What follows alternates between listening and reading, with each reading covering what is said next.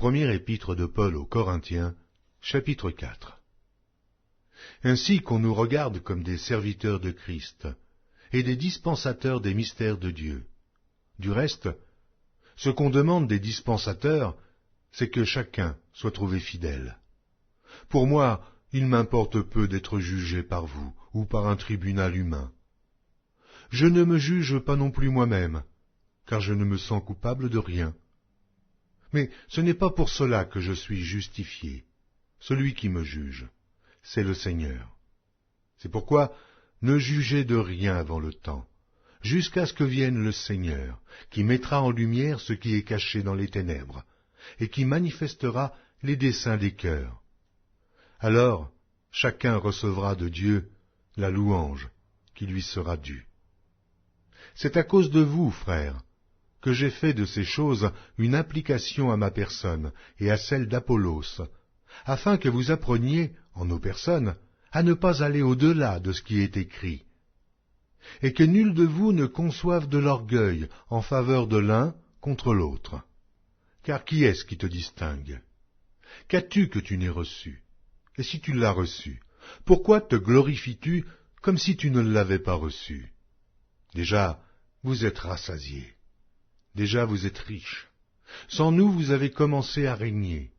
Et puissiez-vous régner, en effet, afin que nous aussi, nous régnions avec vous.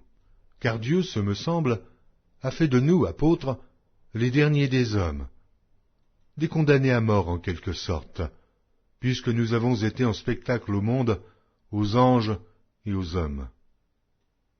Nous sommes fous à cause de Christ, mais vous êtes sages en Christ. Nous sommes faibles, mais vous êtes forts. Vous êtes honorés, et nous sommes méprisés. Jusqu'à cette heure, nous souffrons la faim, la soif, la nudité. Nous sommes maltraités, errants, çà et là. Nous nous fatiguons à travailler de nos propres mains. Injuriés, nous bénissons. Persécutés, nous supportons. Calomniés, nous parlons avec bonté. Nous sommes devenus les balayures du monde, le rebut de tous, jusqu'à maintenant. Ce n'est pas pour vous faire honte que j'écris ces choses, mais je vous avertis, comme mes enfants bien-aimés. Car quand vous auriez 10 000 maîtres en Christ, vous n'avez cependant pas plusieurs pères, puisque c'est moi qui vous ai engendré en Jésus-Christ par l'Évangile. Je vous en conjure donc, soyez mes imitateurs. Pour cela, je vous ai envoyé Timothée, qui est mon enfant bien-aimé et fidèle dans le Seigneur.